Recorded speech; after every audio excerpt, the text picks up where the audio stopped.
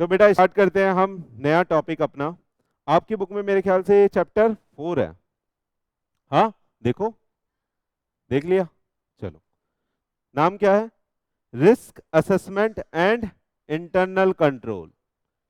ऊपर ऊपर से आपने पढ़ा हुआ है, लेकिन अपन क्या करेंगे, अब इसको डीप में जाके पढ़ेंगे। चले, आइए, सुनो सुनो सुनो। सबसे पहले ऑडिट रिस्क की बात कर लेते हैं। तो ऑडिट रिस्क आपको पता है, हमने पहले भी डिस्कस करा हुआ है, पता है आपको। देखो, ऑडिट रिस्क क्या है? ऑडिट रिस्क ये है कि हम जो अपनी ओपिनियन दे रहे हैं, हो सकता है वो गलत चली जाए। यानी वहां पे मिस स्टेटमेंट हो, प्लीज, वहां पे मिस स्टेटमेंट हो और हमने वहां पे क्लियर ओपिनियन दे दी। मिस स्टेटमेंट हो और वहां पे हमने क्लियर ओपिनियन दे दी, ये है ऑडिट रिस्क। मेरे को बताना, क्या ये भी ऑडिट रिस्क में आएगा कि वहां पे कोई मटेरियल मिसस्टेटमेंट नहीं था और हमने मॉडिफाइड ओपिनियन दे दी? क्या बोला मैंने, समझ में आया आपको? मिस स्टेटमेंट नहीं था कोई, लेकिन मैंने फिर भी मॉडिफाइड ओपिनियन दे दी, तो क्या ये भी ऑडिट रिस्क में आएगा? आप बताओ। हाँ, ये ऑडिट रिस्क में नहीं आएगा, क्योंकि वो बोलता है, अगर मैंने बोल दिया, मान लो पानी गर्म नहीं था, मैंने फिर भी आपको बोला फूक के पीना, कोई गलती? आप मेरे को बताओ, पानी गर्म नहीं था, नॉर्मल था, मैंने कहा फूक के पीना। अब उल्टा सोच के देखो, ये अभी अभी बना मुझसे, मैं सोच रहा था कैसे ही पढ़ाऊंगा इसको। अब उल्टा सोच के देखो, पानी गर्म था और मैंने बोला फूक के मत पीना, सीधा पी जाना, ये रिस्क है। आ रहा है समझ में? ये रिस्क है, लेकिन वो रिस्क नहीं है दूसरा वाला। समझ में आया? तो दोनों, यहाँ पे पानी हमारा गर्म है, यहाँ पे पानी गर्म है, यहाँ पे पानी ठंडा है, फिर भी मैं बोल रहा हूँ फूक के पी लेना, क्योंकि पिछली बार जल गए होंगे। वो होता है ना, दूध का जला छाछ फूक फूक के पीता है, वही वाला। आइए, audit risk may be defined as the risk of expressing inappropriate opinion when the financial statement are materially misstated. Inappropriate opinion का मतलब क्या होगा? वहां पे मॉडिफाई ओपिनियन देनी थी, लेकिन हमने वहां पे क्लियर ओपिनियन दे दी, अनमॉडिफाइड ओपिनियन दे दी। तो ये ऑडिट रिस्क है कि हो सकता है कि वहां पे मटेरियल मिसस्टेटमेंट हो और हमने वो हम पकड़ नहीं पाए और क्लियर रिपोर्ट दे दी। है या नहीं है? क्योंकि ऑडिट का पर्पस ही है ओपिनियन देना, और वही गलत हो जाएगी, यही तो रिस्क है। हाँ, अरे किसी धंधे में भी तो रिस्क होता है। प्रॉफिट किस लिए होता है? धंधा प्रॉफिट कमाने के लिए। लॉस हो गया, यही तो रिस्क है। तो ऐसे ही ऑडिट का रिस्क है। ऑडिट का रिस्क क्या है? कि इनअप्रोप्रिएट ओपिनियन चली गई। चले, दूसरा देखिए, कह रहा है expressing modified opinion when financial statement do not contain material misstatement will not considered as objective. बन सकता है यहां से, क्या बोलते हो? है ना? तो दूध वो जले हुए वाली बात समझ में आएगी, गर्म वाली, गर्म पानी और ठंडा पानी। आइए, एस से 315, identifying and assessing risk of material misstatement through understanding the entity and its environment.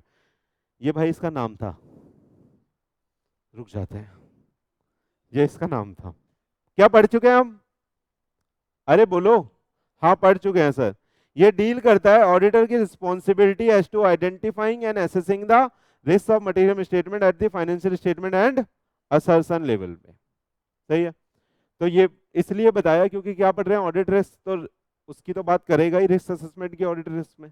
अरे बोलो, बात तो होगी ही ना, इसलिए ये बात लिखी है। ये मत बोलना सर ये तो आपने पढ़ लिया, बार बार ये बात क्यों आ रही है? चैप्टर ही वो चल रहा है, तो बात तो आएगी। आइए, कह रहे risk of material misstatement at assertion level consist of the two component, one is inherent risk and another is, क्या ये भी पढ़ चुके हैं अपन? इनहेरेंट और डिटेक्शन।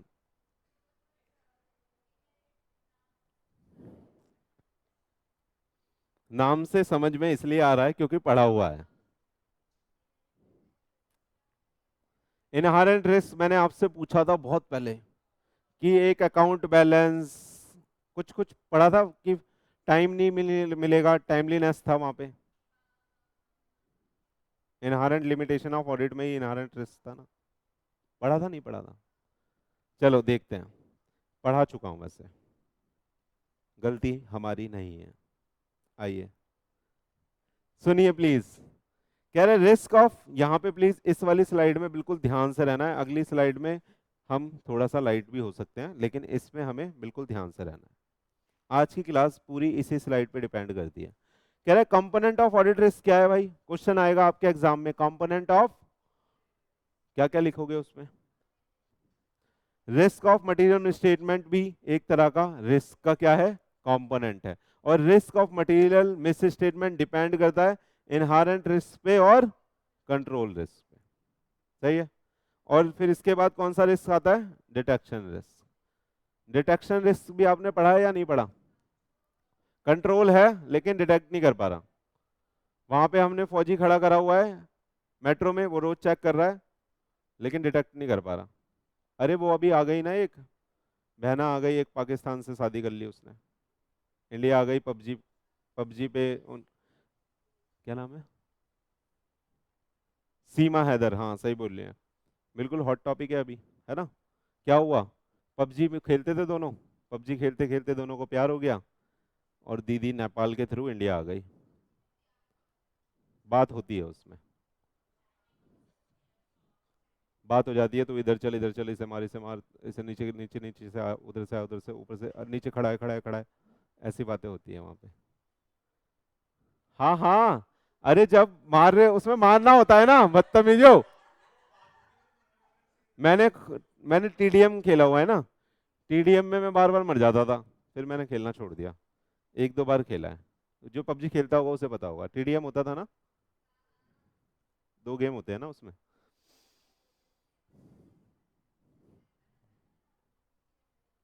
हाँ आ जाओ, चले समझ में आया आपको? हाँ तो मैं सीमा सीमा की कहानी से ये बता रहा था कि वो बॉर्डर वॉर्डर क्रॉस करके इंडिया आ गई, तो ये भी तो डिटेक्शन रिस्क है। आप डिटेक्ट ही नहीं कर पाए, पाकिस्तान का बंदा इंडिया में घूम रहा है, वो भी बिना वीजा के, डिटेक्शन रिस्क है ना। समझ में आया आपको? तो ऐसे ही ऑडिट में भी डिटेक्शन रिस्क होता है, सारे कंट्रोल लगा लिए, सब कुछ कर लिया, तब भी हम रिस्क को पकड़ नहीं पाए। क्या है फिर वो, बोलो। आइए, इनहेरेंट रिस्क पढ़िए, पढ़ चुके हो क्या आप?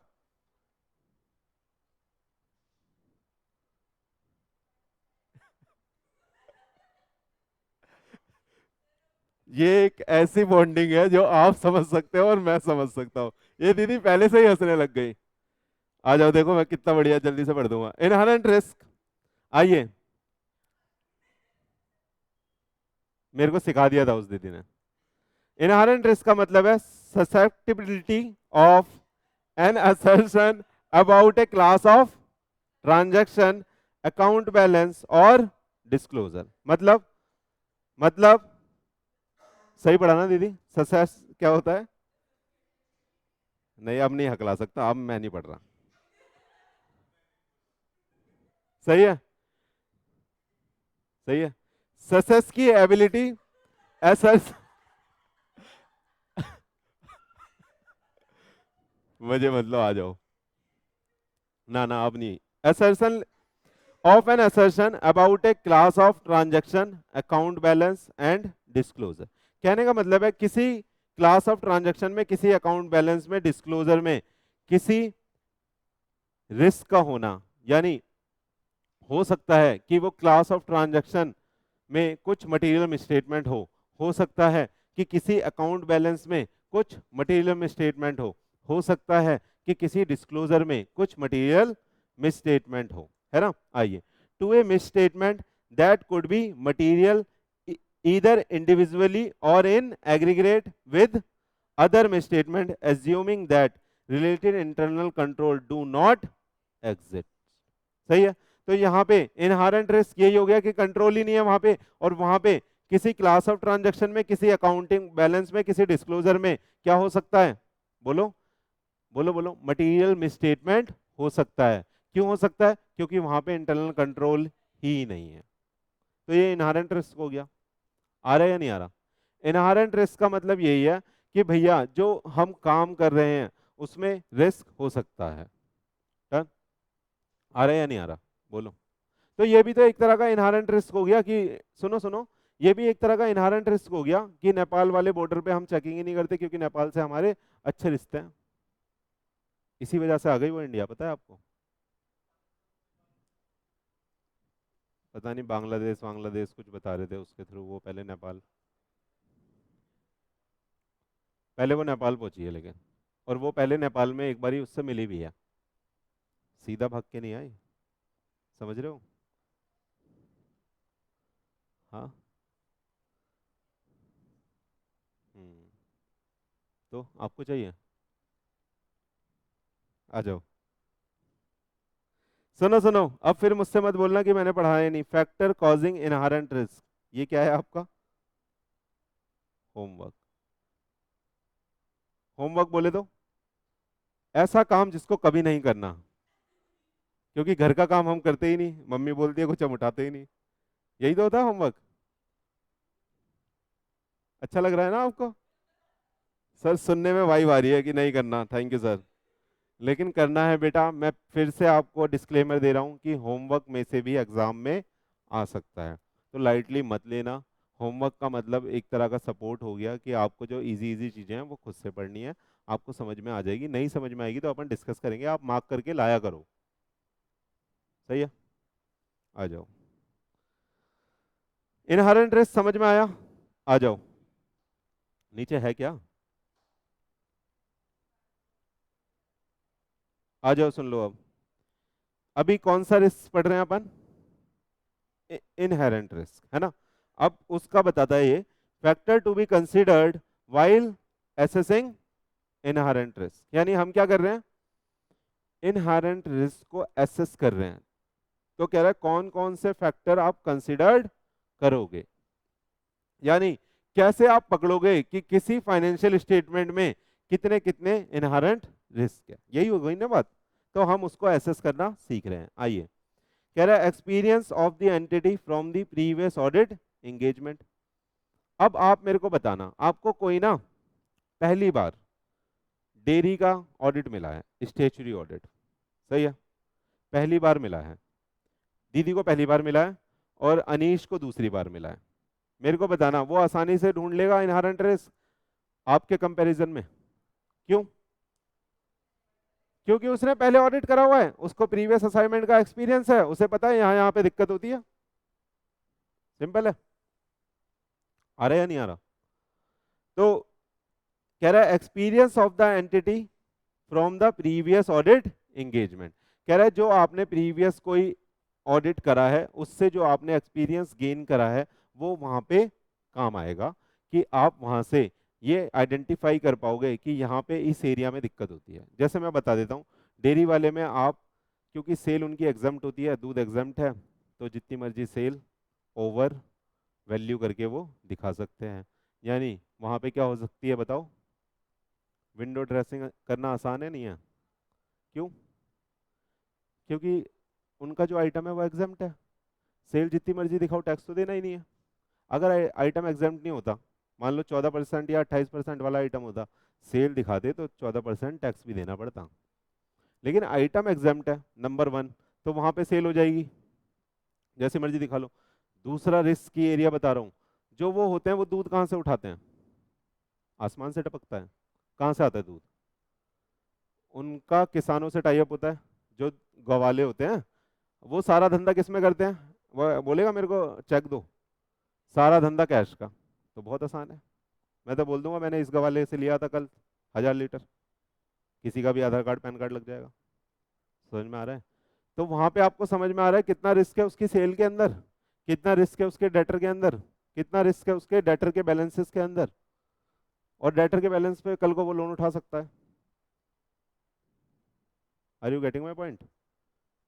ऐसा अब आप कैसे कैसे आप ये आइडेंटिफाई करोगे, तो आप ये आइडेंटिफाई वैसे ही कर सकते हो कि आपको नेचर समझना पड़ेगा, किसका, क्लाइंट के धंधे का, क्लाइंट के धंधे का, कि भैया कहाँ कहाँ पे रिस्की एरिया हो सकते हैं। ट्यूशन सेंटर में भी ऐसा हो सकता है, मैं रजिस्ट्रेशन दिखा दूं बहुत सारे, वो बात अलग है कि प्राइवेट कोचिंग एग्जाम्प्ट है, ओ सॉरी टैक्सेबल है, 18% का जीएसटी है प्राइवेट में, समझ में आ रहा है आपको। लेकिन मान लो किसी के पास बहुत सारा ब्लैक का पैसा पड़ा है, कोई गैंगस्टर आदमी है, उसके पास तो सारी कमाई वैसे ही आ रही है, मान लो 100 करोड़ है उसके पास। वो बोलेगा कि भैया ये मेरे को आप दे दो किसी तरीके से। मैं बोल दूंगा कि मेरे पास 1000 बच्चे पढ़ते हैं, उनसे मैंने फीस उठाई है, 18% जीएसटी जाएगा, बस वाइट हो जाएगा। समझ में आ रहा है? मैं उस पैसे की बात नहीं कर रहा जो कमाया हुआ है, मैं उस पैसे की बात कर रहा हूँ जो बिल्कुल ही बेकार है। तो इस चीज को आपको स्टडी करना पड़ेगा। वो स्टडी कैसे करोगे आप? अपने एक्सपीरियंस के बेसिस पे, कि उस एंटिटी का आपने उस तरह की एंटिटी का काम पहले कभी करा हुआ है, तो उससे आपको आइडिया लग जाएगा कि क्या क्या इनहेरेंट रिस्क वहां पे हो सकते हैं। क्लियर है? चलें आगे। आइए, अगला कह रहा है control establish by the management to compensate for a high level of inherent risk. कह रहा है जहां जहां पे हाई लेवल है इनहेरेंट रिस्क का, क्या मैनेजमेंट ने वहां पे कुछ कंट्रोल लगाए हुए हैं या नहीं? अगर लगाए हुए हैं तो उसको आइडेंटिफाई करोगे कि किस तरह के कंट्रोल है। अगर नहीं लगाए हुए तो वो वैसे ही इनहेरेंट रिस्क हो गया। क्लियर है? आगे आइए। कह रहा है knowledge of any significant changes which might have taken place since the last assessment। हाँ, तो आप देखोगे कि भैया सिग्निफिकेंट चेंजेस क्या क्या हुए हैं मेरे लास्ट असेसमेंट से। समझ में आया? जैसे आप ये भी बोल सकते हो कि अभी पीछे आपने सुना होगा न्यूज़ में कि दूध दही पे भी हम टैक्स लगाएंगे, तो उन्होंने दही के ऊपर टैक्स लगा दिया है अगर पैक्ड होगी तो गवर्नमेंट ने सिग्निफिकेंट चेंजेस करे हैं, तो उसका आप इफेक्ट देखोगे कि इनके ऊपर क्या पड़ रहा है। आ रहा है या नहीं आ रहा? तो कह रहा है नॉलेज ऑफ सिग्निफिकेंट चेंजेस आपको लेनी पड़ेगी which might have taken place since the last assessment. जो आपने सुनना, आपने कोई प्रीवियस एक्सपीरियंस लिया हुआ है लेकिन उसके बाद कुछ सिग्निफिकेंट चेंजेस आ गए हैं, तो उसकी नॉलेज से भी आप पता लगा सकते हो। मान लो क्लाइंट को पता ही नहीं था कि दूध पे भी टैक्स आ गया, अब तो वो तो सेल दिखाए जा रहे हैं एग्जाम। समझ में आ रहा है? तो उन चीजों से आप माइंड में रख के क्या डिटरमाइन कर सकते हो, एसेस कर सकते हो अपने इनहेरेंट रिस्क का। कैसे कैसे हुआ बताना?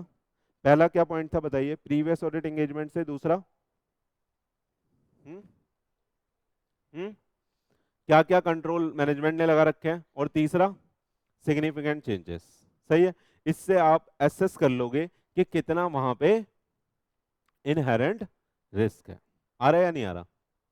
बोलो बोलो। हम्म अब जैसे मेरे को पता चल गया, ये भी तो मैं बोल सकता हूँ, जैसे मेरे को पता चल गया कि नेपाल के थ्रू कोई इंडिया में घुस सकता है, तो उसके बाद क्या सिग्निफिकेंट चेंजेस हुए, इस तरीके से भी ले सकते हैं कि आपने कुछ कंट्रोल लगाए या नहीं लगाए।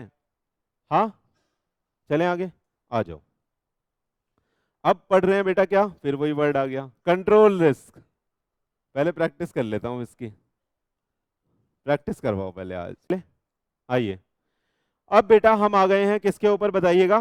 कंट्रोल रिस्क के ऊपर, जिसमें हम पढ़ने वाले हैं susceptibility of an assertion about A class of transaction and account balance. किसका? वही है सेम, लेकिन वहां पे बस वो बोल देगा कि कंट्रोल है लेकिन कंट्रोल फेल्स टू आइडेंटिफाई है। समझ में आ रहा है आपको? कंट्रोल है लेकिन वो फेल्स टू आइडेंटिफाई है। तारों के नीचे से निकल जाते हैं लोग। वही है ना, बजरंगी भाईजान में पूछते कैसे आए, बोलता तारों के नीचे से आए। कंट्रोल था लेकिन फेल्स हो गया, है ना? तो बुर्का पहन के घूमते रहते हैं भाईजान। आइए, to a misstatement that could be material either individually or in aggregate with other misstatement if related control fails to prevent, detect and correct the material misstatement on timely basis। ये कंट्रोल रिस्क है, पढ़ा था क्या हमने? हमने control risk पहले भी पढ़ा पढ़ा हुआ है, जिसमें हमने ये जाना था कि कंट्रोल जहाँ पे होता है और कंट्रोल अनेबल हो जाता है टू फाइंड मटीरियल मिसस्टेटमेंट, है ना? तो वहां पे हम बोल देते हैं कि प्रिवेंट नहीं कर पाए, डिटेक्ट नहीं कर पाए और करेक्ट नहीं कर पाए। तो यही हमारा कंट्रोल रिस्क है कि हमारा इंटरनल कंट्रोल तो था लेकिन इंटरनल कंट्रोल पकड़ नहीं पाया चीजों को। चलें सार्थक भाई, चलो नारे क्यों लगा रहे हो फिर आप?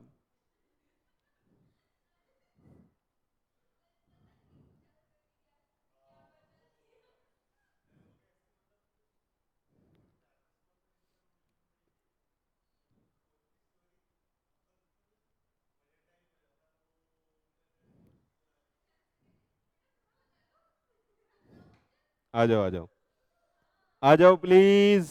हेलो। कह रहा है factor causing control risk, that is inherent limitation of internal control. कह रहा है inherent limitation of internal control, यानी इंटरनल कंट्रोल की भी अपनी इनहेरेंट लिमिटेशन है कि भैया कुछ चीजें वहां से भी छूट सकती हैं।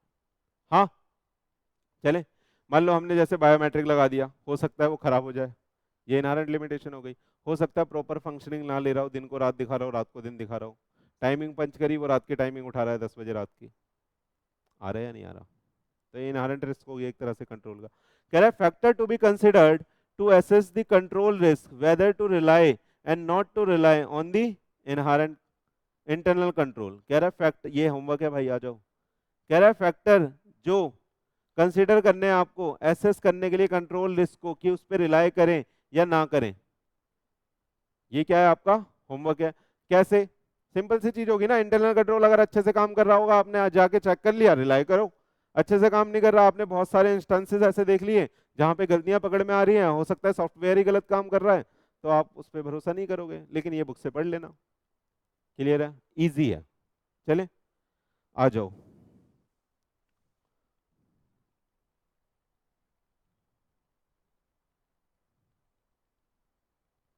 सुनो सुनो सुनो सुनो, आ जाओ आ जाओ आ जाओ आ जाओ प्लीज।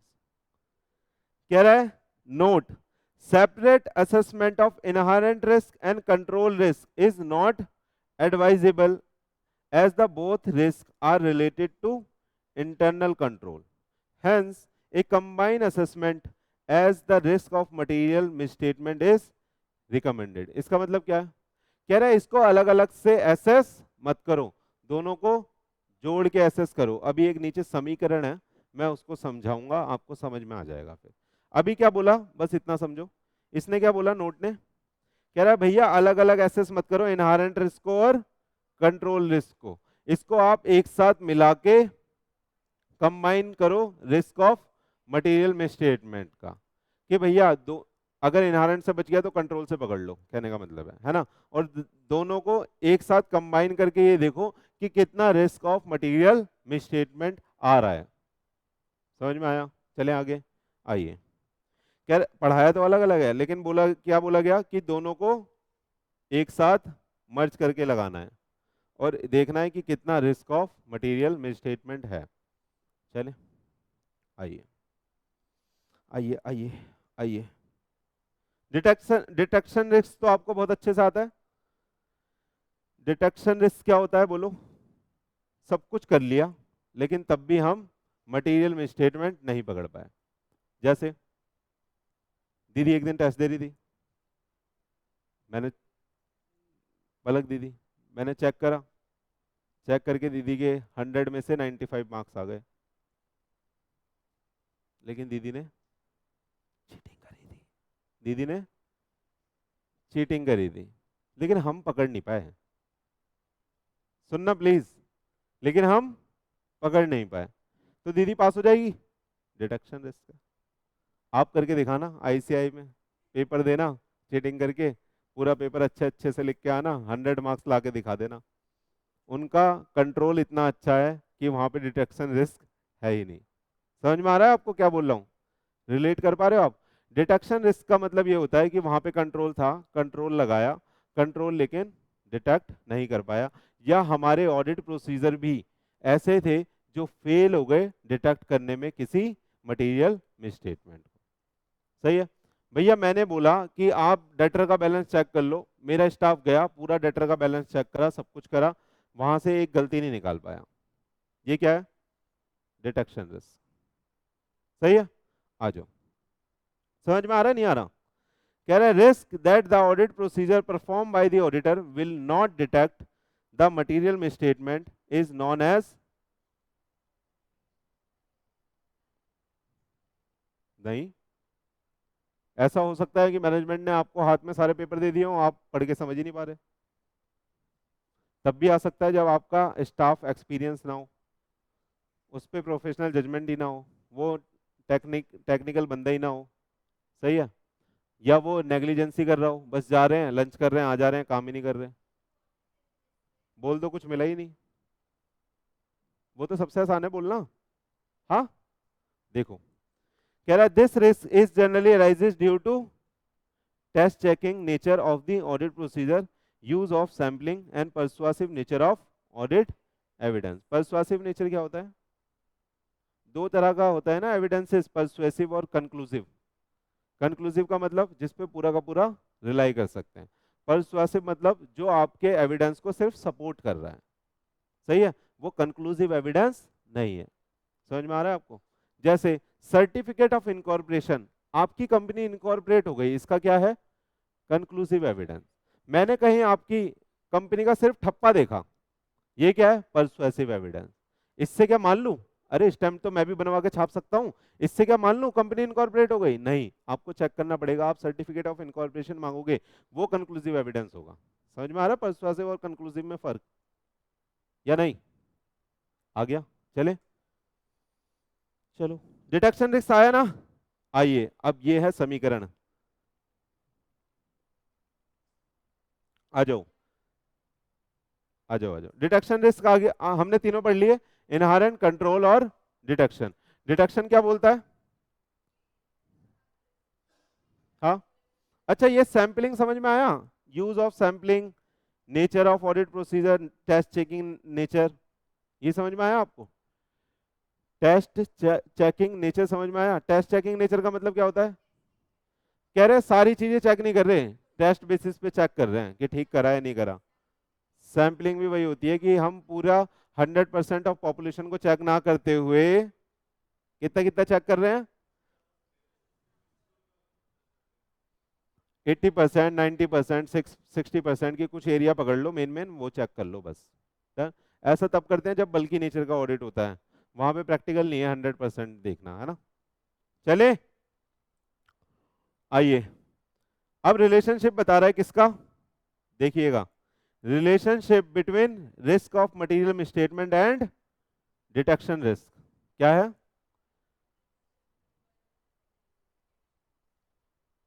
क्या है बेटा?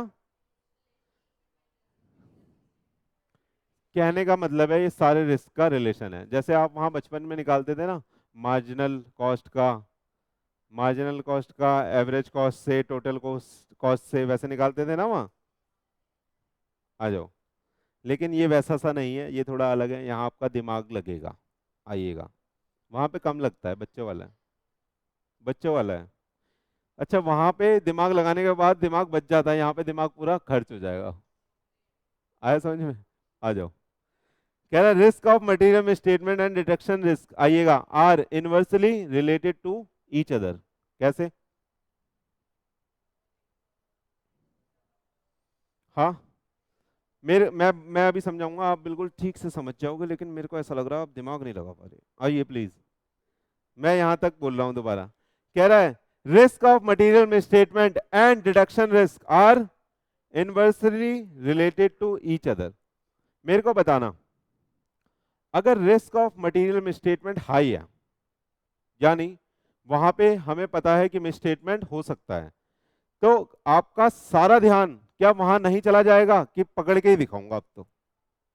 हाँ, आ रहा है या नहीं आ रहा? कि ढूंढ के दिखाऊंगा, यहाँ कुछ ना कुछ सर ने बोला था, यहाँ गलती मिलेगी। अरे, तो ये क्या आपका वहां पे डिटेक्शन रिस्क कम नहीं हो जाएगा? क्यों? क्योंकि आपको मैंने पहले से ही अलर्ट कर दिया। समझ में आ रहा है? ऐसे समझना। दूसरी चीज, इस चीज को ही बिल्कुल लाइन खींच लेना, इस चीज को अगर आप समझ गए जो मैं अभी समझा रहा हूँ, तो पूरा कंसेप्ट ये वाला समझ में आ जाएगा, यानी पूरी स्लाइड समझ में आ जाएगी। मैंने क्या बोला अभी, अगर मैंने पहले ही बता दिया कि रिस्क ऑफ मटेरियल मिसस्टेटमेंट वहां पे हाई है, ज्यादा है, तो वहां पे डिटेक्शन रिस्क कम होगा। क्यों? क्योंकि मैं बहुत अलर्ट हो गया हूं और तमीज से चेकिंग करूंगा। हो सकता है जहां मैं आधा दिन लगा रहा था, वहां अब मैं 3 दिन लगा के चेक करूं। बोलो, सही बोल रहा हूं या नहीं? समझ में आ रही है बात?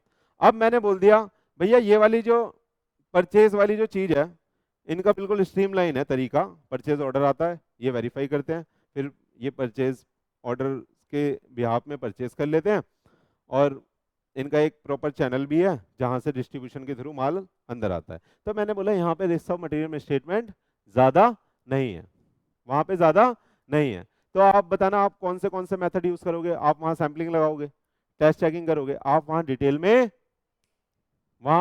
में नहीं जाओगे, और आप जो चेकिंग करोगे वो थोड़ा लाइटली करोगे, तो लेकिन वहां पे फिर डिटेक्शन रिस्क बढ़ जाएगा। आया या नहीं आया? पक्का? सेंस समझ में आई? चलें आगे अब। आइए, अब बस ये वर्ड्स रह गए हैं, अगर सेंस समझ में आ गई तो पढ़ दूं। आइए, कह रहा है higher is the risk of material misstatement, lower should be the detection risk, so that overall audit risk can be reduced to an appropriate low level. समझ में आया? बोलो बोलो, सही है ये लाइन? आगे चलूं। हाउएवर इफ, कह रहा है risk of material misstatement is lower side, auditor may accept detection risk to a reasonable extent so as to reduce the audit risk to an appropriate low level. सही है? तो कह रहा है वो भैया तब डिटेक्शन रिस्क थोड़ा सा हाई होगा, लेकिन आपको उतना ही रीजनेबल एक्सटेंट तक रिस्क लेना है जितना आपके लिए एप्रोप्रिएट हो, कि रिस्क आप लोअर लेवल पे ले जाओ। समझ में आया? यानी इसका मतलब ये नहीं है वो एरिया चेक ही नहीं करने, चेक तो करने हैं, समझ में आ रहा है, लेकिन आप कुछ चीजें स्किप भी कर सकते। आ रहा है या नहीं आ रहा? जैसे आप कोई फॉर्म भरते हो, वहां पे कुछ कुछ स्टार मार्क होता है, वो मैंडेटरी एरिया हो जाता है, और कहीं कहीं स्टार मार्क वो नहीं लगाते, तो वो बोलते हैं भैया लिखना है तो लिखो, नहीं लिखना तो मत लिखो। सही है? तो उन्हें पता है कि स्टार मार्क अगर उन्होंने चीजें मांग ली तो उससे उन्होंने रिस्क ऑफ मटेरियल स्टेटमेंट वाली चीज कंप्लीट कर ली। हाँ, आ रहा है या नहीं आ रहा? आइए अब ऑडिट रिस्क की समीकरण सीख लीजिए, ऐसा लगेगा मैं मैथ पढ़ा रहा हूँ। ऑडिट रिस्क बोलता है रिस्क ऑफ मटेरियल स्टेटमेंट का परसेंटेज आप डिटेक्शन रिस्क से निकाल सकते हो। अभी ये समझो ही मत, ये आप इस एग्जांपल से समझो, फिर आपको समझ में आ जाएगी। चले आइएगा, एग्जांपल प्लीज तमीज से समझिएगा।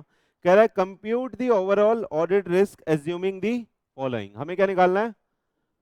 पूरा का पूरा ऑडिट रिस्क, ओवरऑल का मतलब है पूरा। सही है? सब कुछ मिला जुला के। आइए, कह रहा है chances that the 40% of the service provided by the client should be, हाँ, डिफॉल्टेड।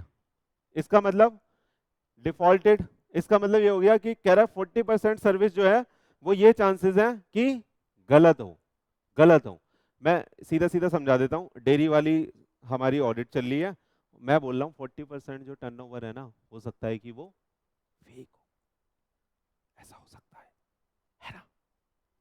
कान में ही बोलूंगा, वहाँ स्टाफ बैठा हुआ उनका मैनेजमेंट का, मैं अपने टीम के कान में बोलूंगा भाई सुन, 40% टर्नओवर फेक भी हो सकती है, तो प्लीज ध्यान से देखियो।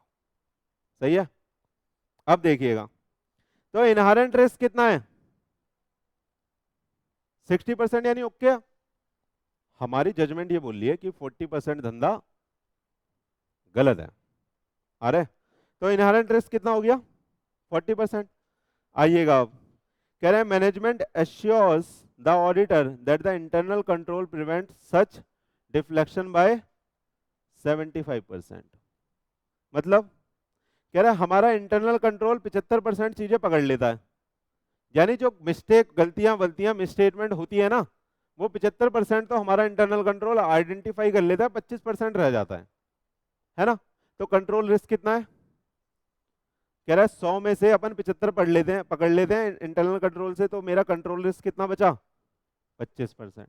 क्लियर है ये भी? बोलो बोलो। तो कह रहा है भैया कंट्रोल रिस्क हमारा कितना आ गया? दोनों चीज समझ में आई क्या नहीं? अब दोनों रिस्क को हमने बोला मैडम पैस, इसलिए नींद आ रही है, कंफर्टेबल उसमें आ जाओगे तो नींद आएगी आएगी, कंफर्टेबल मत बैठो। सुनो सुनो, लोरी सुना रहा हूं क्या मैं? हाँ, सुनना प्लीज।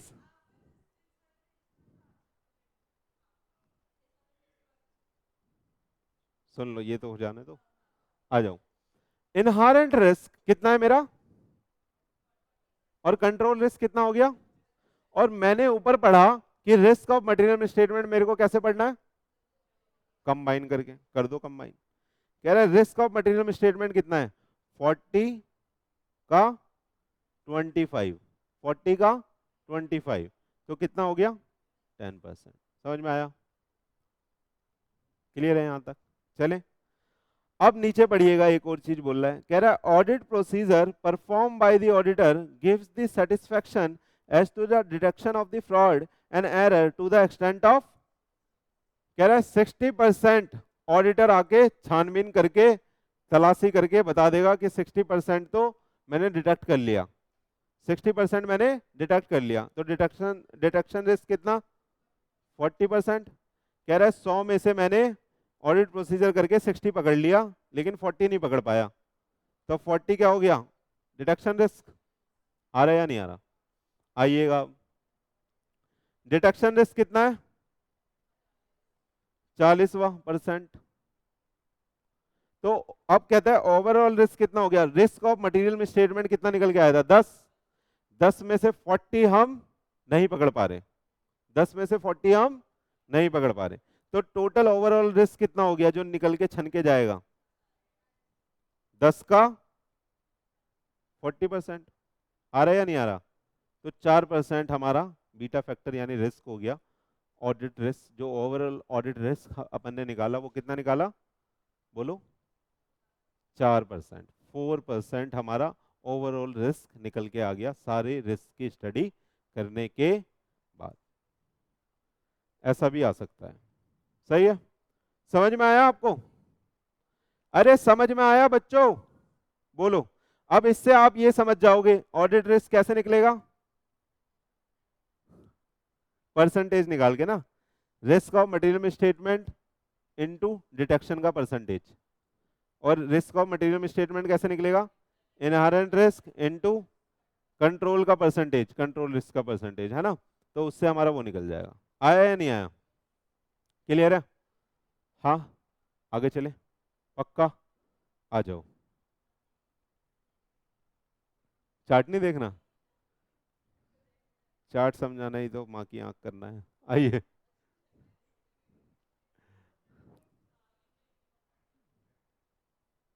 प्लीज अभी, अरे अभी अभी पढ़ा है ना तो सब कुछ माइंड में है आपके, वो कैसे इनहेरेंट कैसे निकला, इनहेरेंट कैसे निकला, कंट्रोल कैसे निकला, और डिडक्शन कैसे निकला, और टोटल कैसे निकला, वो सब माइंड में है अभी, तो इजीली समझ में आ जाएगा, ठीक है। पूरा कंक्लूसिव तरीके से तो समझ में नहीं आएगा, लेकिन ये समझ में आ जाएगा कि ये हायर होगा ये लोअर होगा। आइए कोशिश करते हैं। कह रहा है कंट्रोल रिस्क नीचे दिया हुआ है हमने, और इनहेरेंट रिस्क हमने साइड में दिया हुआ है, बहुत बढ़िया। कह रहा है अगर कंट्रोल रिस्क भी हाई है, सॉरी इनहेरेंट रिस्क भी हाई है और कंट्रोल रिस्क भी हाई है, तो बताना मेरे को दोनों हाई हैं, दोनों हाई हैं, तो रिस्क ऑफ मटेरियल में स्टेटमेंट ज्यादा होगा या कम, ज्यादा होगा, तो ये हाईएस्ट होगा। और अगर risk of material misstatement highest पे है तो तमीज से चेक करोगे, तो डिटेक्शन रिस्क लोएस्ट होगा। समझ में आ गया, पक्का, नहीं, चलो ठीक है। आइए, इनहेरेंट रिस्क इस बार मीडियम है और कंट्रोल रिस्क हाई है। अभी ये वाला सिखा रहा हूं ना यार, इतना इसके ऊपर ऊपर का, चले एक समझा दूंगा सारे समझ आ जाएंगे। इस बार क्या हुआ, इनहेरेंट रिस्क हमारा मीडियम है और कंट्रोल रिस्क हमारा हाई है, यानी ये वाला हमारा ज्यादा है ना, ये वाला हमारा थोड़ा कम है, यही तो है, यही तो है। तो अगर मल्टीप्लाई करेंगे तो तब भी तो हमारा जो रिस्क ऑफ मटेरियल मिसस्टेटमेंट है वो हाई आएगा, आएगा या नहीं आएगा। अरे इधर का कम करके इधर का बढ़ा दिया, पहले तो दोनों दोनों है तो हाईएस्ट हो गया, तो हाईएस्ट हो गया, यानी ये बिल्कुल बिल्कुल पीक लेवल वाला हो गया कि इतना तो रिस्क ऑफ मटेरियल मिसस्टेटमेंट यहाँ पे इससे ज्यादा नहीं हो सकता। ये कह रहा है मीडियम, खुद ही बोल दिया इसने, तो हाईएस्ट से कम होगा तो बोल दिया हायर है, और अगर ये हायर है तो थोड़ा सा उससे चेक तो करेंगे, लेकिन जितना हम उस एक्सटेंशन से चेक कर रहे थे जितना हाईएस्ट था उससे हल्का सा कम, तो ये लोअर हो जाएगा। समझ में आ रहा है, अगर ये हाईएस्ट होगा तो ये भी हाईएस्ट होगा, कह रहा है ये हायर है तो ये लोअर है, और ये मीडियम है तो ये भी मीडियम, खत्म हो गया। अब समझ में आ रहा है, अब बीच में आइए, कह रहा है ये मीडियम है, ये हाई है, तो मीडियम और हाई वाले में क्या हायर आ रहा था, हाईएस्ट आ रहा था? हाई हाई में हाईएस्ट है, आ रहा है या नहीं आ रहा? अब ये हायर है तो ये लोअर होगा, समझाने की जरूरत ही नहीं है। कह रहा है दोनों मीडियम है तो दोनों मीडियम होगा। ये लोअर है, risk of material statement lower है, तो डिडक्शन रिस्क, वाह मेरे को तो लग ही नहीं रहा मैं समझा पाऊंगा इसको, समझा दिया लेकिन अब एक टेबल बची है बस, आ जाओ। ये लोअर है और ये तो मीडियम निकल के आएगा, ये मीडियम है तो ये भी मीडियम है, और ये लोअर है तो ये अपने आप हायर हो जाएगा, और ये लोएस्ट है तो ये हाईएस्ट होगा। आ रहा है या नहीं आ रहा? समझ जाओगे पक्का?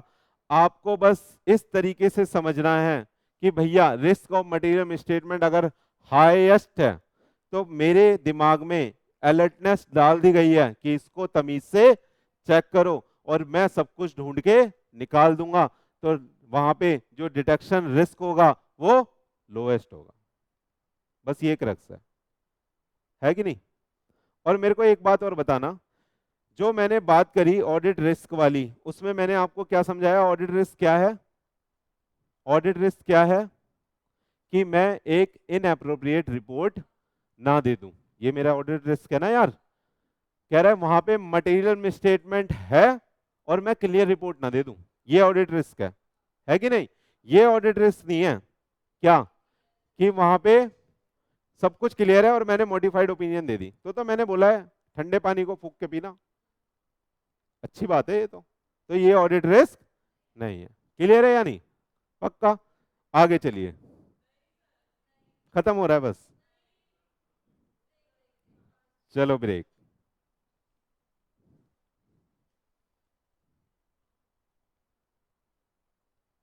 आ जाओ बच्चे, ये हमने अभी अभी ये वाला चार्ट समझ लिया, थैंक यू मैडम।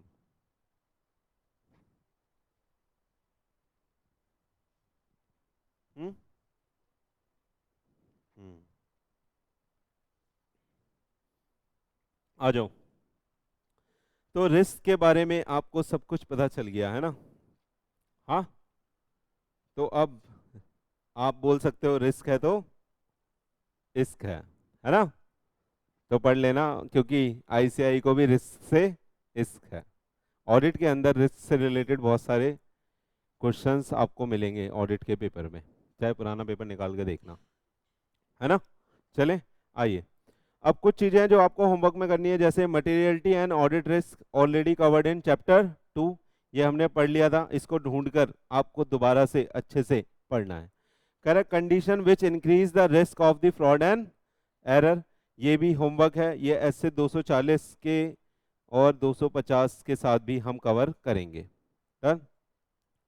चले,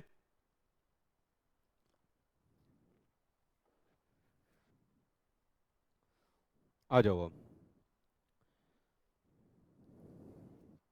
ये भी हमने पढ़ा हुआ है। अगला टॉपिक जो आ रहा है, कह रहा है identifying and assessing risk of material misstatement, ये तो पढ़ लिया, एस 315 के हिसाब से ही तो होता है ये सब, देखो वही लिखा है नीचे। S 315 deal with the auditor responsibility for identifying and assessing the risk of material misstatement. Risk assessment procedure हम करते हैं, जिसमें जो एस 315 हमें बताता है, जो टर्म डिफाइन करता है रिस्क असेसमेंट प्रोसीजर का, वो हमने सीखा था ना, रिस्क असेसमेंट आरएपी करते हैं पूरा पूरा, वही है। कह रहा है audit audit procedure perform to obtain an understanding of the entity and its environment including internal control, यही तो करते हैं, यही तो रिस्क असेसमेंट प्रोसीजर होता है। To identify and assessing the risk of material misstatement whether cause due to fraud और error at financial statement और एसेसन लेवल पे। सही है? तो दोबारा से ही वही बातें लिखी हुई हैं जो एस से 315 की बातें हैं। एक फैन चला दोगे तो शायद यहाँ तक ठंडा हो जाएगा, कुछ मौसम कुछ बदला बदला सा लग रहा है। आराम से मैडम, आ जाओ। ये भी हमने डिस्कस करा हुआ है, देखो।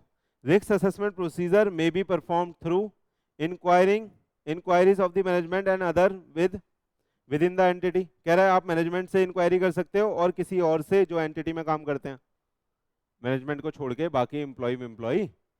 सही है? फिर कह रहा है एनालिटिकल प्रोसीजर कर सकते हो एट इनिशियल स्टेज पे।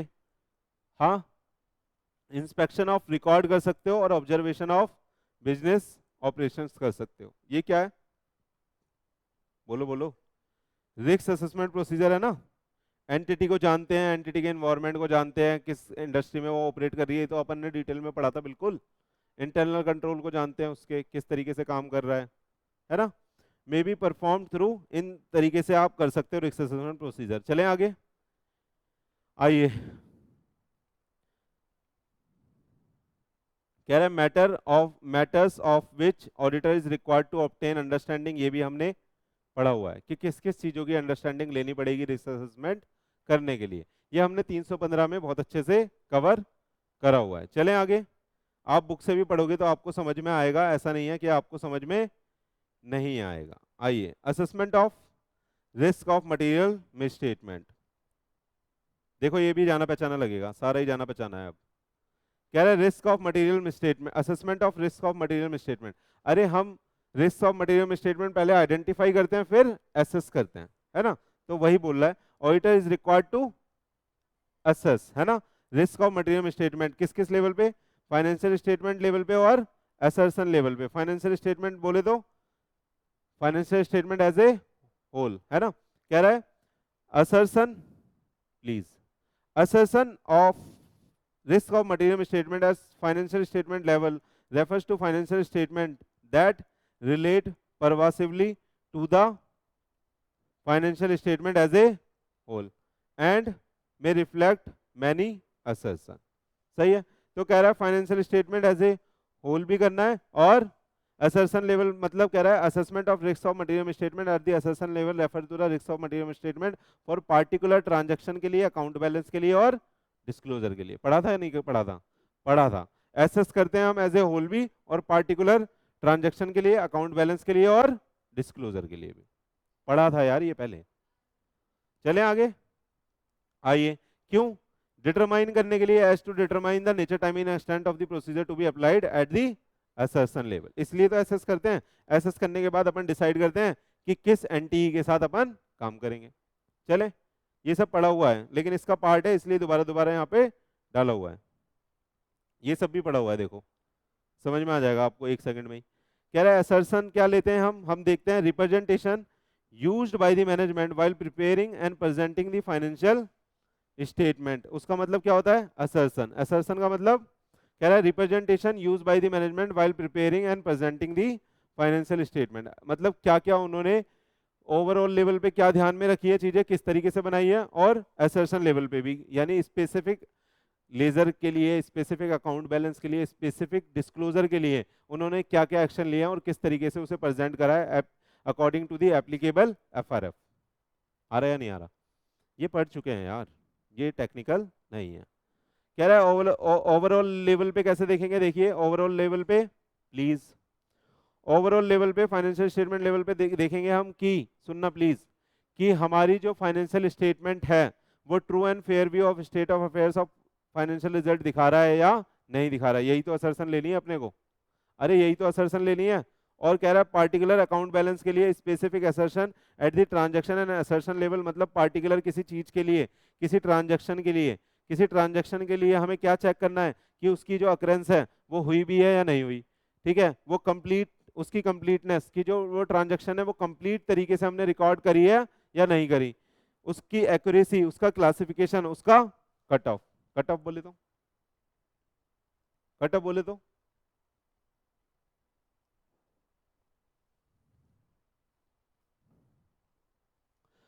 कट ऑफ बोले तो कट ऑफ डेट से इंटरप्रेट कर सकते हो कि किस, कब उसे कहां पे हमें बुक करना है, कब उस ट्रांजैक्शन को हमें कहां पे बुक करना है। आ रहा है या नहीं आ रहा? जैसे एक बैड डेट होता है, पहले प्रोविजन फॉर बैड डेट बनते हैं, लेकिन जब रियल में हो जाता है तो उसे बैड डेट में राइट ऑफ करते हैं। जैसे प्रोविजन बनाते हैं, प्रोविजन फॉर बैड डेट बनाते हैं, लेकिन जब रियल में बैड डेट होता है तो उसे राइट ऑफ करते हैं प्रोविजन से। पढ़ा होगा 11th क्लास में। आइए, अकाउंट बैलेंस के अकाउंट बैलेंस के रिलेशन में आपको उसकी एग्जिस्टेंस देखनी है, उसका राइट एंड ऑब्लिगेशन देख रहा है, उसकी कंप्लीटनेस देखनी है, उसका वैल्यूएशन और एलोकेशन देखना है। वैल्यूएशन और एलोकेशन समझ में आ रहा है? मतलब किसी अकाउंट बैलेंस को आप अगर रिकॉर्ड कर रहे हो, किसी अकाउंट बैलेंस को अगर आप रिकॉर्ड कर रहे हो तो मेरे बच्चे उसकी जो वैल्यूएशन है उसकी किस तरीके से आप वैल्यूएशन कर रहे हो, यानी किस तरीके से उसे आप मनी के टर्म में मेजर कर रहे हो। चलें आगे, चलें आगे। ट्रांजैक्शन के लिए आपको समझ में आ गया किस किस चीजों की असर्शन लेनी है। अकाउंट बैलेंस के लिए समझ में आ गया किस किस चीजों की आपको असर्शन लेनी है। और देखिए प्रेजेंटेशन एंड डिस्क्लोजर के लिए आपको देखना है कि किस तरह की ट्रांजैक्शन अकर हुई है, क्या ये डिस्क्लोजर रिक्वायर करती है, क्या नहीं करती, उसकी राइट एंड ऑब्लिगेशन क्या है, यानी उस डिस्क्लोजर से रिलेटेड हमारे क्या राइट्स हैं, क्या हमारी ऑब्लिगेशन है। जैसे कंटिजेंट को नीचे दिखाना है, आ रहा है या नहीं आ रहा। क्लोजिंग स्टॉक के लिए उसकी अगर मैं बात करूं उसके डिस्क्लोजर के लिए, तो हमें ये दिखाना है कि एनआरवी और कॉस्ट विचएवर इज लोअर पे लिया है अपन ने। आ रहा है या नहीं आ रहा, आइएगा। अंडरस्टैंडेबल है डिस्क्लोजर या नहीं है, कंप्लीट है या नहीं है, उसकी वो एक्यूरेट है या नहीं है। ये सब आपको इस चीज की असर्शन लेनी है, यानी इस चीज की आपको मैनेजमेंट से रिप्रेजेंटेशन लेनी है कि ये सब आपका ठीक है।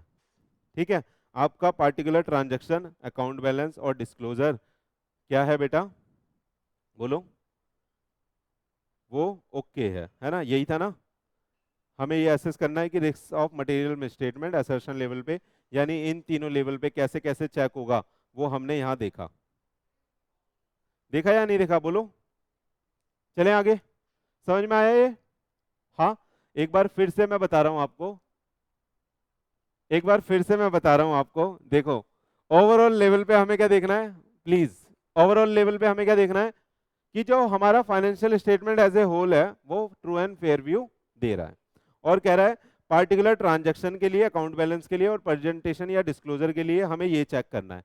ट्रांजैक्शन के लिए क्या चेक करना है कि वो अकर हुई है, हमारे पीरियड से रिलेट करती है, नहीं करती। हो सकता है ट्रांजैक्शन अकर ही ना करी हो और आपने रिकॉर्डिंग कर रखी है उसकी, समझ में आ रहा है। उसकी कंप्लीटनेस देखनी है आपको, उसकी एक्यूरेसी देखनी है, उसका क्लासिफिकेशन देखना है, उसकी डेट देखनी है, समझ में आया। और फिर अकाउंट बैलेंस के लिए क्या देखना है, existence, right and obligation, completeness और उसका वैल्यूएशन, सही। और डिस्क्लोजर के लिए सेम चीज ही है, अकरेंस, राइट एंड ऑब्लिगेशन, उसकी अंडरस्टैंडेबिलिटी, कंप्लीटनेस और एक्यूरेसी, सही है। ये पहले भी डिस्कस कर चुके हैं, आपको ये नया ना लगना चाहिए, पहले ये डिस्कस कर चुके हैं अपन। चलिए, चलो ये वाली स्लाइड हमारी इसी के साथ खत्म हो गई, और अब हम आते हैं अपनी नेक्स्ट स्लाइड पे। ये भी खत्म हो रही है, इसमें ज्यादा कुछ है नहीं, चले। वो हमने जान लिया, सुन लीजिएगा प्लीज। हमने क्या जान लिया मेरे बच्चे, रिस्क ऑफ मटेरियल मिसस्टेटमेंट को हमने एसेस करा किस लेवल पे, ओवरऑल लेवल, यानी financial statement as a whole, और particular transaction, account balance and disclosure पे भी।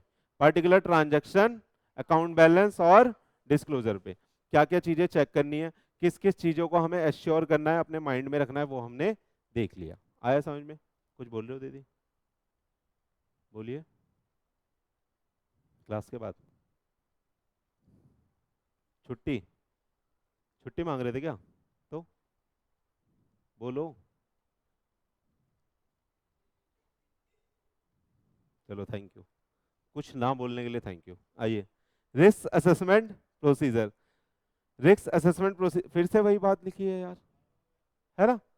आइए, आइए, दिमाग खराब हो रखा है, आइए, आइए, आइए, भाई चैप्टर ही है, कह रहा है आइडेंटिफाई करना है रिस्क, एसेस करना है, आइडेंटिफाई रिस्क। अरे अब उसके डीप में जा रहे हैं ना, तो इसलिए आपको लग रहा है कि ये तो देखा हुआ है बस, इसलिए। आइडेंटिफाई, एसेस, रिलेट, कह रहा है relate the identify risk to what can go wrong at the assertion level and consider the likelihood of misstatement. ये सब भी डिस्कस कर चुके हैं, ये 315 में ही अपन ने डिस्कस कर लिया था। आगे आ जाओ, मैं बस पढ़ के निकल रहा हूँ। Identify the risk based on the understanding of entity and its environment, assess the identified risk and evaluate whether it has the persuasive effect or not। अब आइए, यहां से चालू हो रहा है अब गेम, प्लीज आइए। कह रहा है फॉर एग्जांपल, एक कोई रिलेटेड पार्टी ट्रांजैक्शन है जिसने outside ordinary course of business के जाके कोई ट्रांजैक्शन करी है। एक कोई रिलेटेड पार्टी है जिसने, जो ऑर्डिनरी कोर्स पढ़ा था, रिलेटेड पार्टी तो पढ़ चुके हैं पूरा ही। कह रहा है ऑर्डिनरी कोर्स ऑफ बिजनेस के हटके कुछ ट्रांजैक्शन करी है, तो आपको ना ये चेक करना है। ये होमवर्क दिया था क्या,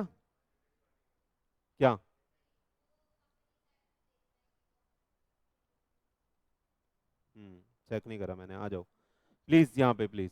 कह रहा है सुनना, कोई ऐसी ट्रांजैक्शन है, तो आपका डाउट अराइज होगा या नहीं होगा मेरे को बताना। Out of ordinary course of business जैसे ही लिख दिया तो वहां तो डाउट आना ही चाहिए कि ऑर्डिनरी कोर्स ऑफ बिजनेस में ऐसा नहीं होना चाहिए था, लेकिन ऐसा हो गया। सही है। तो अब कह रहा है आपको ये चेक करना है, कैसे? आपको देखना है limited number of small amount, no persuasive effect. कह रहा है इसका परसुआसिव इफेक्ट चेक करोगे। परसुआसिव इफेक्ट यानी आपके financial statement as a whole पे इसका क्या इफेक्ट पड़ रहा है, क्या ये फाइनेंशियल जो यूजर्स हैं, जो स्टेक होल्डर है, या आपकी ओपिनियन पे इसका कोई फर्क पड़ेगा या नहीं पड़ेगा। तो कह रहा है अगर इसका कोई परसुआसिव इफेक्ट नहीं है, बहुत छोटी सी अमाउंट थी, उन्होंने 500 रुपए का कुछ काम करा था, या 5,000 का बोल दूं, कंपनी के लिए तो ये भी छोटा ही है। तो कह रहा है अंडरस्टेटेड हुआ उससे, या उसका कोई रॉन्ग मेजरमेंट हुआ, या रॉन्ग वैल्यूएशन हुआ एट द एंड।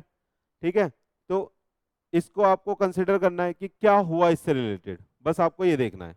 इससे रिलेटेड आपको क्या देखना है, उसको चेक करना है कि वो अंडरस्टेटेड हुआ है, उसका रॉन्ग मेजरमेंट हुआ है, या उसका रॉन्ग वैल्यूएशन हुआ है।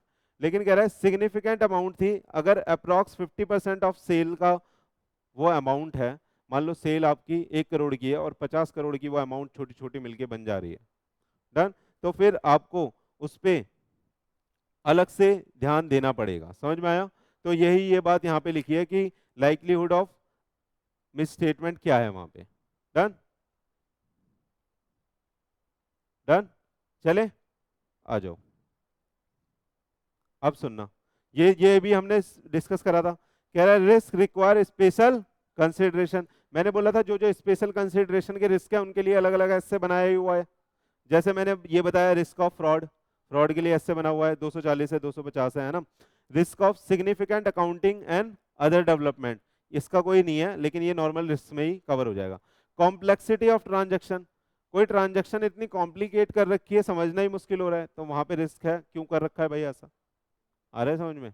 आगे आइए, risk of significant transaction with the related party, तो रिलेटेड पार्टी के तो घुसते ही वो रिस्की हो जाता है। कह रहा है degree of subjectivity in the measurement of financial information, यानी कहीं पे अगर मेजरमेंट की सब्जेक्टिविटी है तो वहां पे भी आपको चेक करना पड़ेगा। आ रहा है या नहीं आ रहा? हाँ, सब्जेक्टिविटी बोले तो मनी मेजरमेंट कंसेप्ट आपने पढ़ा था। ट्रांजैक्शन हम जो भी रिकॉर्ड करेंगे मनी के टर्म में मेजर करके करेंगे। तो वो बोलता है कि लेकिन यहाँ पे कोई ऐसा अमाउंट है, वहां पे सब्जेक्टिविटी है, कोई उसी आर्टिकल को, उसी थिंग को, उसी गुड्स को, उसी प्रोडक्ट को कोई 1,000 का बोल रहा है और कोई 10,000 का बोल रहा है, तो वहां पे सब्जेक्टिविटी इन्वॉल्व हो गई उसमें, यानी सब्जेक्ट टू सब्जेक्ट वेरी कर रहा है उसका मेजरमेंट। समझ में आ रहा है आपको? डन, तो वहां पे रिस्क इन्वॉल्व हो जाएगा। तो ये जितने भी रिस्क यहाँ पे दिए गए हैं, इनके साथ साथ हमें स्पेशल कंसिडरेशन फॉलो करना है। हम सबको धीरे धीरे से पढ़ेंगे डिटेल में ना। देख लेता हूं मैं क्या क्या है ना। आ जाओ, ये तो है ही बेटा, risk of significant unusual transaction. Done, तो इन चीजों को हमें स्पेशल कंसिडरेशन देनी है। सही है, चले आगे पढ़ लेंगे कैसे कैसे देनी है। आ जाओ,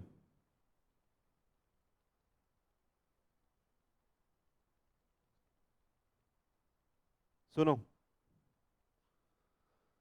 ऊपर वाली बात ही लिखी है दोबारा। कह रहा है matters related with non routine transaction having significant risk, मतलब ऐसे मैटर जो नॉन रूटीन ट्रांजैक्शन नहीं है उनके साथ सिग्निफिकेंट रिस्क होता है ना। जैसे कह रहा है greater management intervention to specify the accounting treatment, जैसे फॉर एग्जांपल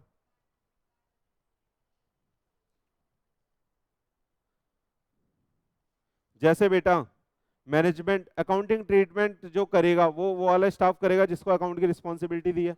लेकिन बार बार ना वहाँ पे मैनेजमेंट आता है, कहता है कि भैया इसको ना यहाँ इस वाले हेड से हटा दो ड्यूटीज एंड टैक्सेस के, इसको किसी और लोन एंड एडवांसेस के हेड में दिखाओ।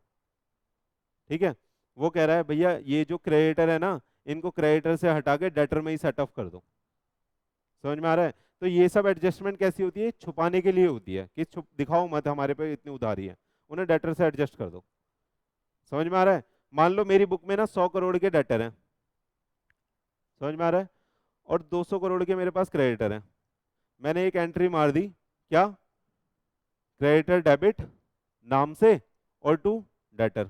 मैंने क्या कर दिया, ये क्रेडिटर को डेटर से एडजस्ट कर दिया। अब मेरे पास कितने की उधारी दिखेगी, बस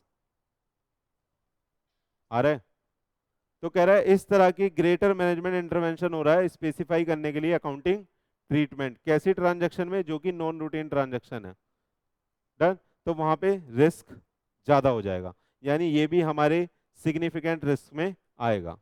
सही है। क्या रहता है, greater manual intervention of the data collection and processing, यानी ज्यादा कैसा इंटरवेंशन हो रहा है, मैनुअल। मैनुअल का मतलब क्या है, एंट्री को अपने हिसाब से डलवाया जा रहा है, जो सिस्टमेटिक ट्रीटमेंट होना चाहिए उस तरीके से एंट्री नहीं हो रही है।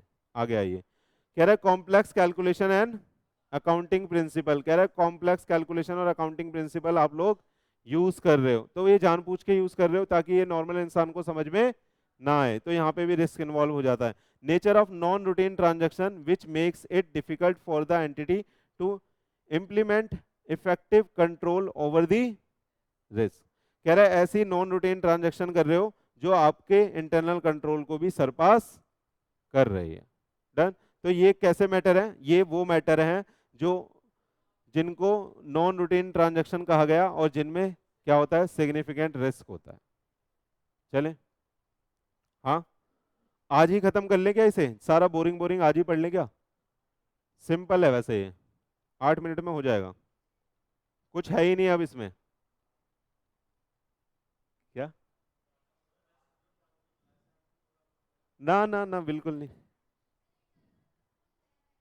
आ जाओ, खत्म हो रहा है। अरे आपको आता है ये, इसलिए मैं जल्दी जल्दी करा रहा हूँ ये सब बातें। ये वाला चैप्टर लेकिन बुक से पढ़ लेना, टेक्निकल है। आइए, इंटरनल कंट्रोल्स।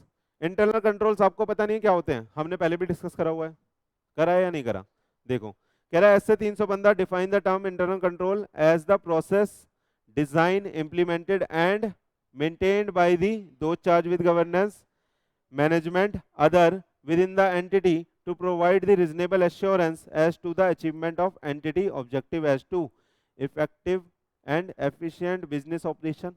सही है।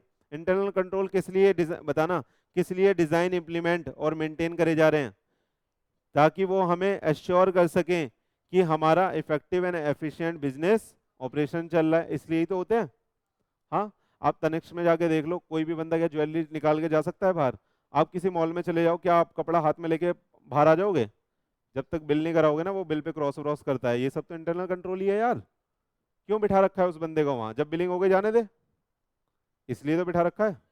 आप कभी ट्रेंड में गए होंगे शॉपिंग करने, रिलायंस वाले में, आपने सामान वामान लिया होगा, बिलिंग करा ली, आप जाओगे, आप इधर देखना मत, एक गार्ड बैठा होगा, उसे मत देखना, सीधे निकलने की कोशिश करना, वो आपको पकड़ के खींच लेगा अंदर, कहेगा पहले बिल दिखाओ, फिर बिल पे यूं क्रॉस क्रॉस मारेगा, फिर आपको जाने देगा।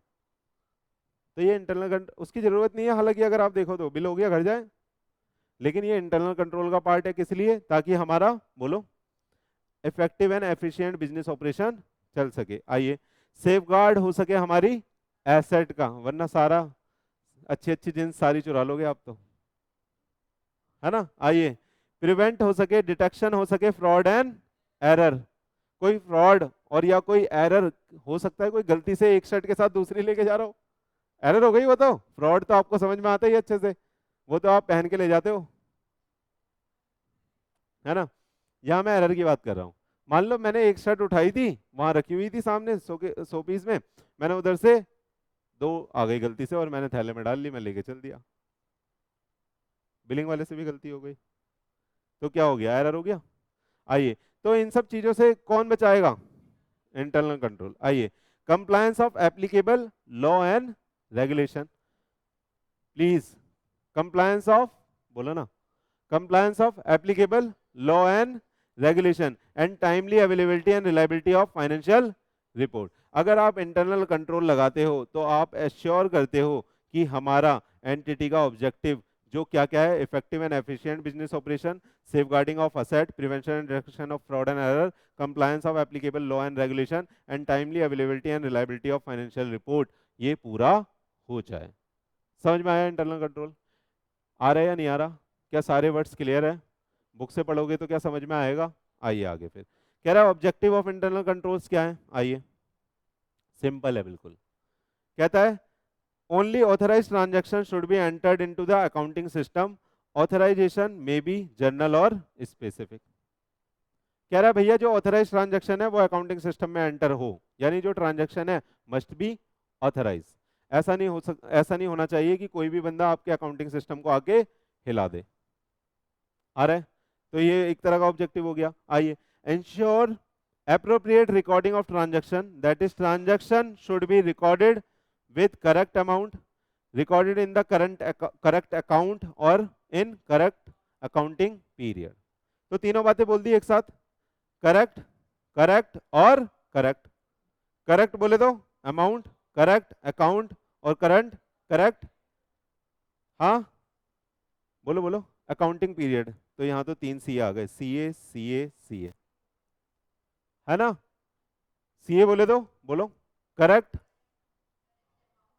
Correct amount, correct account, correct accounting period. सही है।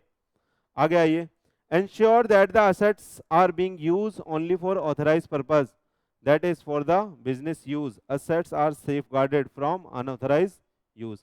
अरे जैसे आप देखो कि बड़े बड़े जो मैनेजर्स होते हैं, जो कंपनी में मैनेजमेंट में होते हैं, उन्हें भैया ऑडी मर्सिडीज दी जाती है कि आप बिजनेस इससे आओगे, मतलब अपने ऑफिस इससे आओगे, घर से ये लेने जाएगी और ये लेके आएगी, लेकिन वो उससे पर्सनल यूज ना कर लें, ऐसा आप इंटरनल कंट्रोल लगाओगे, है ना?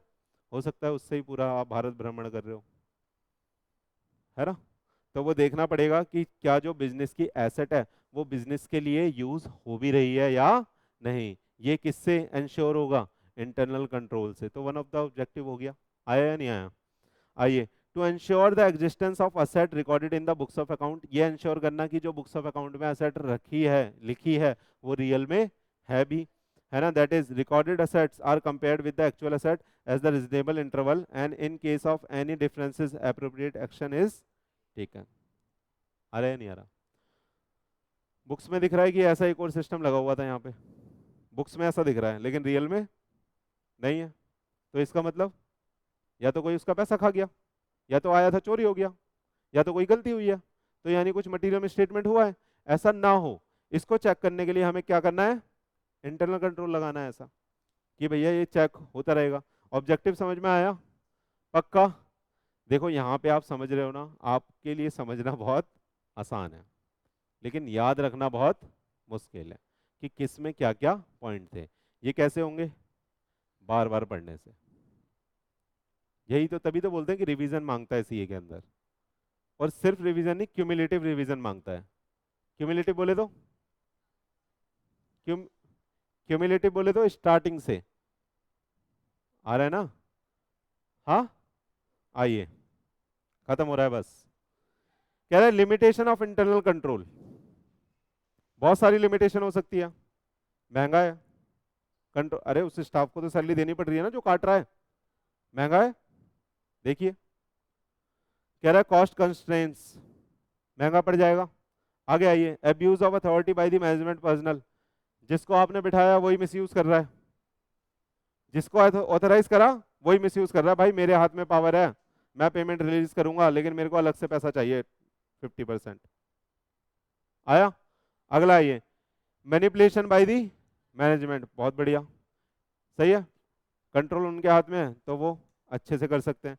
Collusion by the employee and others, मिलके कर रहे हैं, ऐसा बैंक में होता है, बैंक में ऐसा होता है कोल्यूजन, है ना? बहुत सारे, आपने हर्षद मेहता तो देखा ही था, एक तरह का कोल्यूजन ही है जो सब मिले हुए हैं। डन। उसके बाद आप और भी चीजें देख सकते हो कि जैसे इतना सारा लोन लेके भाग गया भाई, मालिया भाई हमारा, तो वो भी एक तरह का कोल्यूजन ही है, जांच चल रही है। पोटेंशियल ऑफ ह्यूमन एरर, हाँ, इंसान गलतियों का, इंसान गलतियों का पुतला है, तो ह्यूमन एरर तो होगी होगी। अरे मशीन को भी तो कोई इंसान ही चलाएगा, उससे गलती हो सकती है। आगे आइए, manual intervention in case of automated environment, आपने ऐसा ऑटोमेटेड एनवायरनमेंट है और वहां पे मैनुअली इंटरप्ट करा जा रहा है, उसको चलने ही नहीं दे रहे साढ़े को। आ रहा है या नहीं आ रहा?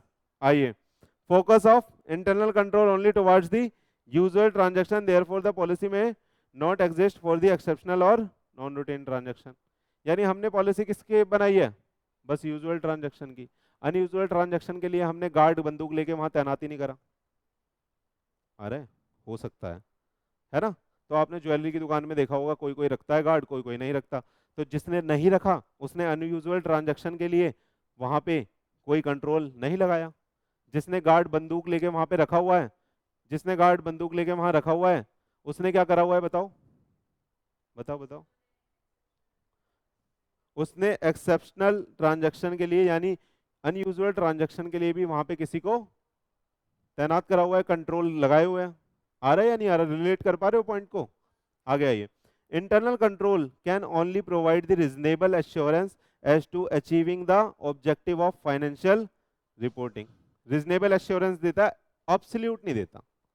आ रहा है, रीजनेबल देता है, ये भी लिमिटेशन है ना, एब्सोल्यूट नहीं देता। तो ये आपकी लिमिटेशन हो गई। कह रहा है involvement of human judgement in the decision making. भैया कितना भी बढ़िया आप इंटरनल कंट्रोल लगा लो, लेकिन डिसीजन मेकिंग तो बंदा ही करेगा कोई। तो इंसान अगर डिसीजन मेकिंग कर रहा है तो कुछ भी हो सकता है ऊपर नीचे। आइए, lack of understanding for the purpose of internal control. हमें पर्पज ही नहीं पता, बस लगा दिया।